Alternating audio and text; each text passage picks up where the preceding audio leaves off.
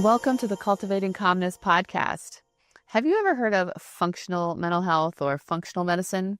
Well, if you haven't, I want to tell you a little bit about that today, what it is, how it kind of works within my practice, and some things that I am doing to work on my health overall. So, I don't know, a little over a month ago or so, I talked on here on this podcast a little bit about some testing that I was having done and waiting on the results, and then, keeping you guys in the loop on, that process and what that looks like. Because I talk to my clients all the time about getting testing done or at least looking into it. And I thought I should probably take my own advice and get some of that done. We all have things that are going on in our lives and in our health. And, it's not something that I share, regularly. Or, I don't talk to my clients about the things that are going on with me per se, but I know that things could be better, but I didn't really know what those things were. So when I talk about functional health or functional mental health, for me, what that means is talking about you as a whole person, but what's going on inside, where those things are coming from, and what we can do about it, how to get to those answers so that you can get the results that you want. In my office, what that might look like is you coming in talking about your depression, your difficulty sleeping, your anxiety, and I may ask, what is your diet? What does your diet consist of? What kinds of things are you eating? What kind of products are in your home? Do you use certain maybe detergents or scented things, or are we eating like organic food? Are we eating whole foods? Are we eating a lot of snack foods? What time of day are we eating? Now, I'm not a nutritional expert, but I do know that information can provide insight into how you're feeling, why you're feeling that way, and potentially some things you can do about it. So we may talk about some of those things, but what it may look like is I can give you a little bit of information, but then you're going to need to go see somebody else who has more of that information than even I have. And it may look like, hey, you have this diet, and you have this exercise plan, and, you're not sleeping, but this is what that could mean. It could mean you have like high cortisol. It could mean that you have, certain minerals are deficient, or maybe, you have too much of, certain minerals in your system, and being able to find what that balance is. But again, I can't find that balance for you. I don't know what that is, but I do know what types of labs you could potentially need, and what providers can run those labs, or how to maybe talk to your doctor about what those labs are. So functional mental health to me is looking and exploring that root cause. Where are these symptoms coming from? You have these symptoms, and there is something about them. There's a reason those things are happening. Some of those we may be able to explore in the therapy room. Some of those may need other expertise to help figure that out and assist. And then, whether that's me communicating with another provider, with your permission, or whether that is you bringing back that information, we can incorporate what you have learned about, what's going on, whether that's via testing or something else. We can incorporate that then into your treatment, and then I can continue to encourage you to seek that treatment, or to continue with those certain habits that maybe you need to take part in. Maybe, your doctor or provider has said, stop eating sugar and gluten and dairy, and you come in and you talk about the coffee that you got, and I might say, hey, how does that align with the no sugar and no dairy that you talked about? Or what are some alternatives, right? So it may be me helping you with those tasks and those goals that you have, because that's going to affect, everything about your life. So for me, I got a hair mineral analysis. So that was, it's a little scary because I have hair that's like falling out. And so I have some suspicions as to why that's happening, but I don't have the answers. So you go around your head in different areas that it specifically told you where to cut it from. And you're supposed to like cut your hair, as close to the scalp as possible, but you're not like taking out the roots, at least not for this test.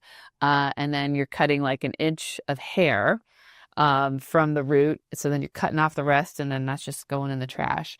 And you send that in, and then they do what they do with your hair, and they see what the minerals are or are missing from your hair, or what was testing for heavy metals. So those are going to show up. Now I don't know how to read all of the results. So the results are back from the hair mineral analysis. I had a GI map, so that's a stool test, and that's super fun.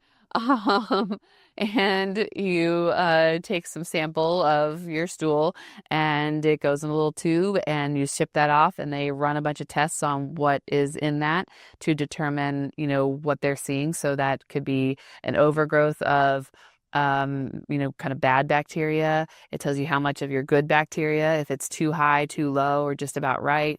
It may tell you if there's like parasites or worms or anything in your stool, if there's any kind of infection, and it's in your stool, but that it's going through your GI tract. And so if you have things that show up, it's saying that, that is stuff that we have found that's in your GI tract, and we, need to figure out what to do about that.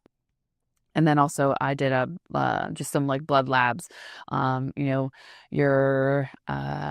losing what it's called right now, but your typical thing, you go in, and when you get it from like your CBC, I think is what they call it. So all those levels, your heart, and like vitamin D and cholesterol, and then I got some thyroid and some hormones tested. So a bunch of labs. Now it's by no means all the labs that could be run. That's probably unnecessary. The way my provider is working with me is to, like, we're going to start here. We're going to see what it says.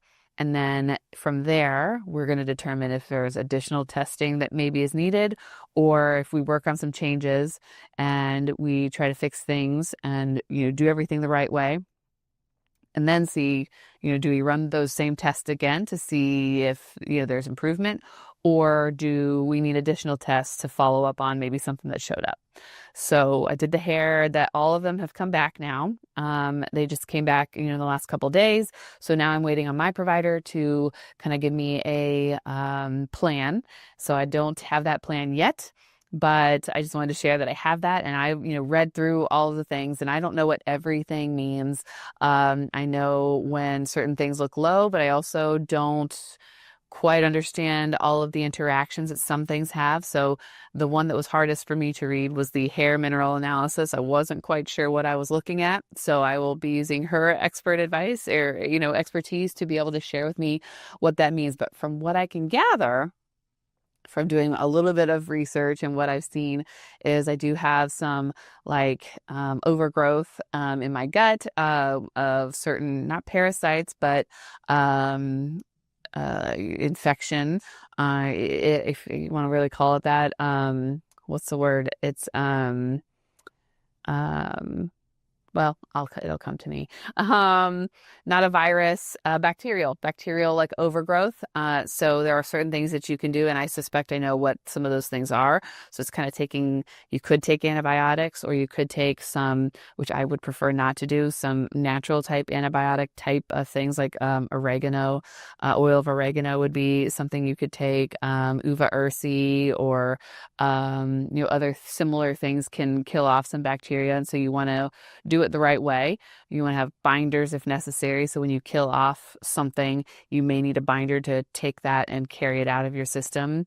I know that there are certain levels that maybe seem to be off with certain minerals, and that can cause, sleep difficulties, or hair loss, or, your body's ability to handle stress. So I know I've got some of that dysbiosis and imbalance. Dysbiosis is in your gut, the imbalance, and some of those things going on.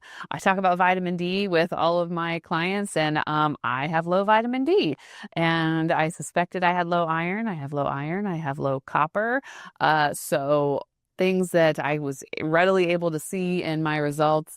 So I'm waiting on the plan to know, what's going to be most helpful, because it could just mean you take an iron supplement, but it could also mean like there's a reason that it's not absorbing correctly. And so those other infections that are going on could be because, could be causing some of the nutrients to not be absorbed. So like, I take vitamins, although I can be kind of, do really well and then kind of fizzle out and do really well. And, but what that could lead to is just like what some providers say is having really expensive pee.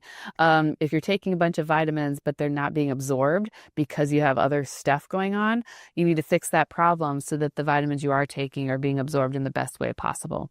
So that's kind of what it looks like when you're talking with a provider and you're talking with me, is you're wanting somebody that's going to help you figure that out, know what to take when, know how to treat whatever infection you may or may not have, and taking the right products at the right time, eating the right diet that's going to help you so that when you come talk to me, you're feeling better, not because, whether it's, we're processing trauma, or whether it's because you're now getting the right diet. You're now killing off some bad stuff that's in your gut that's been causing these problems. And now like, oh, I feel better, and the depression wasn't just because like I have this chemical imbalance or, that's just who I am. No, it's because your gut was messed up. It's because you didn't have the right nutrients in your system. And so now I am taking control of that, and I am trying to fix some of those things for myself as well.